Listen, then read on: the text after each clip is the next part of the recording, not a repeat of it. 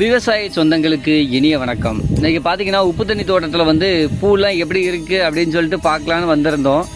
வந்த இடத்துல பூ ஃபுல்லாக இருக்குது, ஆனால் பிஞ்சே இறங்கலை. என்ன காரணம் அப்படின்னு பார்க்கலான்னு பார்த்தா உச்சி கொண்டையில் உள்ள பூ எல்லாமே வந்து கரிஞ்சு இருக்குது. என்னடா இது, நம்ம கரெக்டாக மருந்து அடிச்சுக்கிட்டு தானே இருக்கோம் அப்படின்னு சொல்லிட்டு நானும் சுற்றி பார்க்குறேன் எங்கேருந்து வந்திருக்கோம் அப்படின்ட்டு பார்த்தா பக்கத்து தோட்டத்தில் முருங்கையில் மருந்து அடிக்காமல் விட்டுட்டாங்க.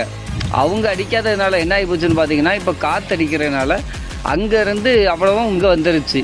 சரி, இதை வந்து நம்ம ஆரம்பத்திலேயே கண்டுபிடிச்சிடலாம் அப்படின்னு சொல்லிட்டு ஒரு கொத்து பூவை எடுத்து நம்ம பார்க்குறோம். உள்ளுக்குள்ளே பார்த்திங்கன்னா அப்படியே சின்ன சின்ன பொடி பேன், அதாவது இது வந்து பார்த்திங்கன்னா இலப்பேன்னு சொல்லலாம், ரெண்டாவது பார்த்திங்கன்னா கொட்டுப்புழுன்னு சொல்லலாம். இது வந்து என்ன பண்ணணும்னு பார்த்திங்கன்னா, பூவை வந்து அப்படியே பூவுக்குள்ளேயே முட்டை விட்டு வச்சிடும்.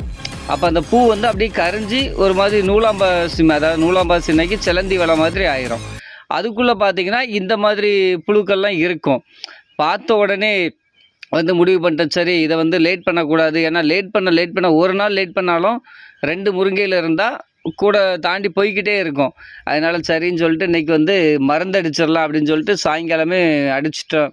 அதாவது பார்த்திங்கன்னா இப்போ இதுக்கு மருந்து என்னென்ன மருந்து கொடுக்குறேன்னு பார்த்திங்கன்னா, புழு மருந்தும் அது கூட டார்பிட்னா சேமியா மருந்துன்னு சொல்லுவோம். அது பார்த்திங்கன்னா இந்த மாதிரி புழுக்களுக்கு வந்து ரொம்பவே ஒரு பவர்ஃபுல்லானது. 1 கிராம் அதிகமாயிட்டுனாலும் நம்மளுக்கு வந்து இலை ஒன்றுமே இருக்காது, இலெல்லாம் ஃபுல்லாக கொட்டிடும். அதனால் இந்த மருந்து வந்து ரொம்ப பார்த்து தான் போடணும். நம்ம போடுற அளவு பார்த்திங்கன்னா ஒரு பேரலுக்கு 100 கிராம்ங்கிறது அதிகப்படி தான். ஆனால் நம்மளுக்கு வந்து நோய் தாக்கம் வந்ததுனால சரி 100 கிராம் கொடுப்போம் அப்படின்னு சொல்லிட்டு கொடுத்துருக்கேன். இனி வந்து இதோட ரிசல்ட் எப்படி இருக்குது அப்படிங்கிறத அடுத்த வீடியோவில் நான் உங்களுக்கு காட்டுறேன் பாருங்கள். அதுக்கு முன்னாடி இந்த மாதிரி முருங்கையில் வந்து இந்த புழு பிரச்சனைகள் ஏதாவது உங்களுக்கு தெரிஞ்சிச்சுன்னா நம்ம சேனலில் போட்டிருக்க வீடியோக்கள்லாம் பாருங்கள், என்னென்ன மருந்து கொடுக்கணும் அப்படின்னு சொல்லிட்டு கொடுத்துருப்பேன். பார்த்து தெரிஞ்சுக்கோங்க. நன்றி.